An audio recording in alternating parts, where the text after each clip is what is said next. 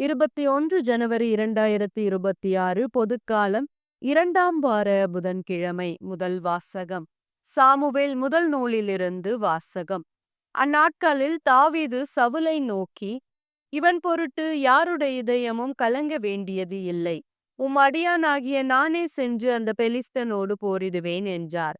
அதற்கு சவுல் தாவீதிடம், இந்த பெலிஸ்தியனை எதிர்த்து போரிட உன்னால் இயலாது. நீயோ இளைஞன், ஆனால் அவனோ தன் இள வயது முதல் போரில் பயிற்சி உள்ளவன் என்றார். மேலும் தாவீது, என்னை சிங்கத்தின் கைக்கும் கரடியின் கைக்கும் தப்புவித்த ஆண்டவர் இந்த பெலிஸ்தியனின் கைக்கும் தப்புவிப்பார் என்றார். அதற்கு சவுல் தாவீதிடம், சென்று வா, ஆண்டவர் உன்னோடு இருப்பார் என்றார். தாவீது தம் கோலை கையில் எடுத்து கொண்டார். நீரோடையிலிருந்து வழுவழுப்பான 5 கூழாம் கற்களை தேர்ந்தெடுத்து இடையினுக்குரிய தம் பையில் போட்டு கொண்டார்.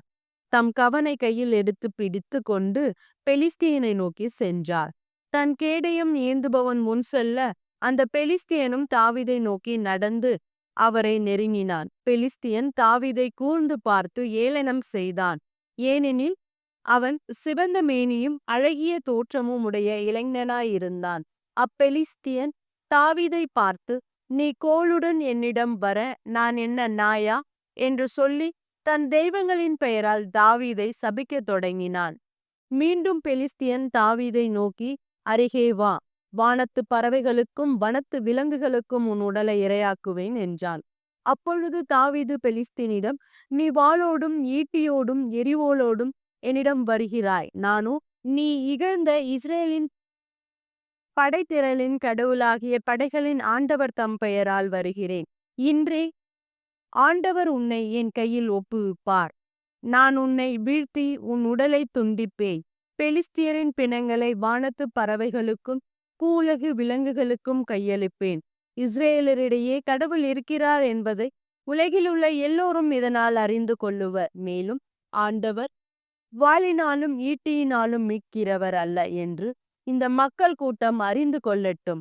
ஏனெனில் இது ஆண்டவரின் போர், அவரே உங்களை எங்கள் கையில் ஒப்புவிப்பார் என்றார். பெலிஸ்தியன் எழுந்து தாவீதை நோக்கி புறப்படுகையில் தாவீதும் அவனுடன் போரிட பெலிஸ்திய படைத்திரைகளை நோக்கி விரைந்து ஓடினர். தாவீது தம் பையில் கை வைத்து ஒரு கல்லை எடுத்தார். அதை கவனில் வைத்து சுழற்றி பெலிஸ்தியனுடைய நெற்றியை குறிபார்த்து எறிந்தார். அந்த கல்லும் அவனது நெற்றிக்குள் தாக்கி பதியவே அவன் தரையில் முகம் குப்புற விழுந்தான். இவ்வாறு தாவீது கையில் வாளேதும் இன்றி கவனும் கல்லும் கொண்டு பெலிஸ்தியன் மீது வெற்றி கொண்டு அவனை வீழ்த்தி கொண்டார். ஆண்டவரின் அருள்வாக்கு. இறைவா உமக்கு நன்றி.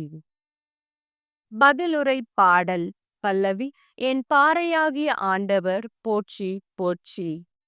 என் பாறையாகிய ஆண்டவர் போற்றி போற்றி. போரிட என் கைகளுக்கு பயிற்சி அளிப்பவர் அவரே. போர் புரிய என் வில்களை பழகுபவரும் அவரே. பல்லவி. என் பாறையாகிய ஆண்டவர் போற்றி போற்றி. என் கற்பாறையும் கோட்டையும் அவரே. எனக்கு பாதுகாப்பருளும் மீட்பரும் அவரே. என் கேடயமும் புகலிடமும் அவரே. மக்கள் இனத்தாரை எனக்கு கீழ்ப்படுத்துவார் அவரே. பல்லவி. என் பாறையாகிய ஆண்டவர் போற்றி போற்றி. இறைவா, நான் உமக்கு புதியதொரு பாடல் பாடுவேன். பதிநரம்பு வீணையால் உமக்கு புகழ் பாடுவேன். அரசர்களுக்கு வெற்றி அளிப்பவர் நீரே. ஊழியர் தாவீதை கொடிய வாளினின்று தப்புவித்தவரும் நீரே. பல்லவி. என் பாறையாகிய ஆண்டவர் போற்றி போற்றி. நற்செய்தி வாசகம். ஓய்வு நாளில் எது செய்வது முறை? உயிரை காப்பதா அழிப்பதா? மார்க் எழுதிய தூய நற்செய்தியிலிருந்து வாசகம். அதிகாரம் 3 இறை வார்த்தைகள் 1-6 முடிய. இயேசு மீண்டும் தொழுகை கூடத்திற்குள் சென்றார். அங்கே கை சூம்பியவர் ஒருவர் இருந்தார். சிலர் இயேசு மீது குற்றம் சுமத்தும் நோக்குடன் ஓய்வு நாளில் அவரை குணப்படுத்துவாரா என்று கூர்ந்து கவனித்து கொண்டே இருந்தனர். இயேசு கை சூம்பியவரை நோக்கி, எழுந்து நடுவே நில்லும் என்றார். பின்பு அவர்களிடம், ஓய்வு நாளில் நன்மை செய்வதா தீமை செய்வதா, உயிரை காப்பதா அழிப்பதா, எது முறை என்று அவர் கேட்டார். அவர்களோ பேசாதிருந்தார்கள்.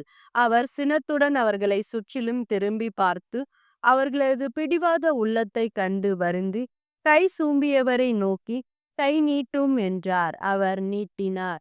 அவருடைய கை மீண்டும் நலமடைந்தது. உடனே பரிசேயர் வெளியேறி ஏரோதியரோடு சேர்ந்து இயேசுவை எப்படி ஒழிக்கலாம் என அவருக்கு எதிராக சூழ்ச்சி செய்தனர். ஆண்டவரின் அருள்வாக்கு. கிறிஸ்துவே உமக்கு புகழ்.